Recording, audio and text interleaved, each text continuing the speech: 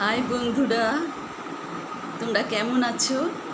আজকে তোমাদের আমি কিছু ডায়েট সম্বন্ধে কিছু বলবো। বেশিরভাগ টিনেজ মেয়েরা কি ভাবে যে ডায়েট মানে হচ্ছে কিছু না খাওয়া।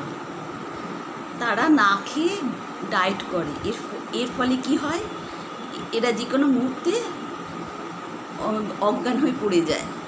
এটা কিন্তু সঠিক উপায় নয়। ডায়েটে সবসময় চার্ট থাকে, সেইগুলো ফলো করে খেতে হয়। আর এই যে আমি তোমাদের ডায়েট চার্টটা সম্বন্ধে বলবো, সেটা ডাক্তারের সাথে কনসাল্ট করে জেনে আমি সঠিকভাবে এই ডায়েট চার্টটা তোমাদের বলছি। এই ডায়েট চার্টটা ফলো করলে তোমরা অবশ্যই উপকার পাবে। আচ্ছা, আর একটা কথা, শুধু টিনেজার নয়, যে কোনো বয়সেই এই চার্টটা ফলো করলে রোগা হতে পারবে। আচ্ছা, তাহলে চারটা সম্বন্ধে আমি বলি।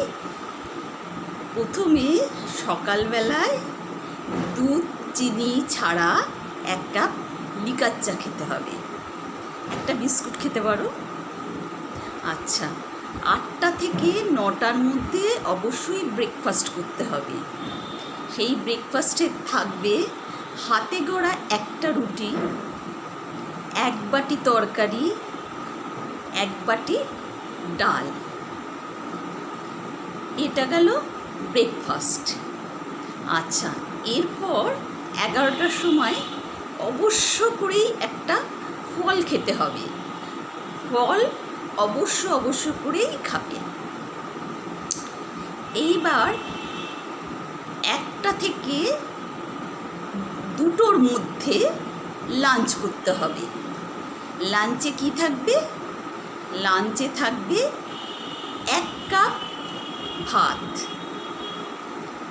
তার সঙ্গে 1 বাটি তরকারি, 1 বাটি ডাল, আর 50 গ্রাম মাছের ঝোল, 50 গ্রাম মাছের ঝোল, 1 বাটি টক দই।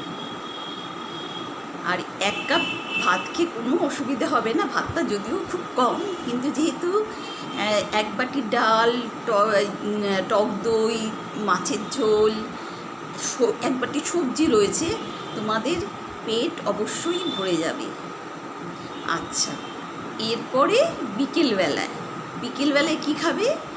বিকেলবেলায় খাবে মুড়ি, তার সাথে ছোলা কিংবা বাদাম।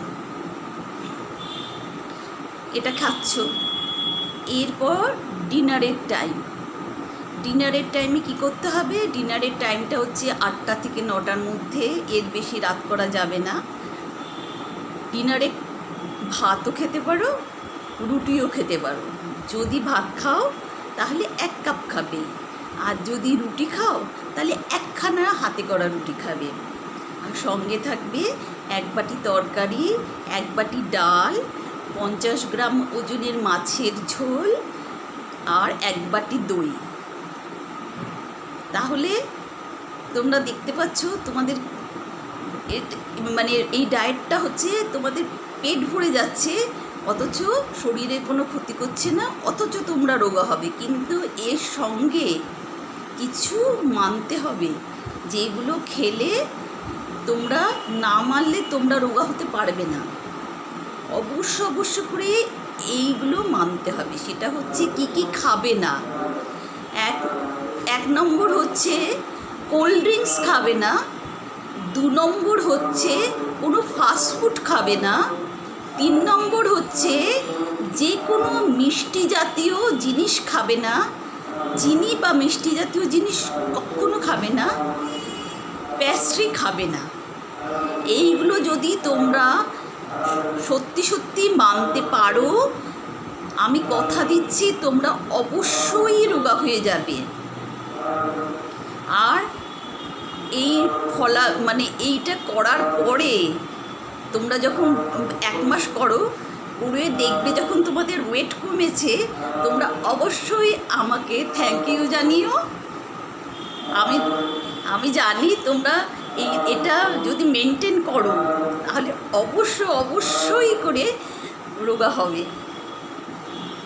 ঠিক আছে, এখানেই আসি।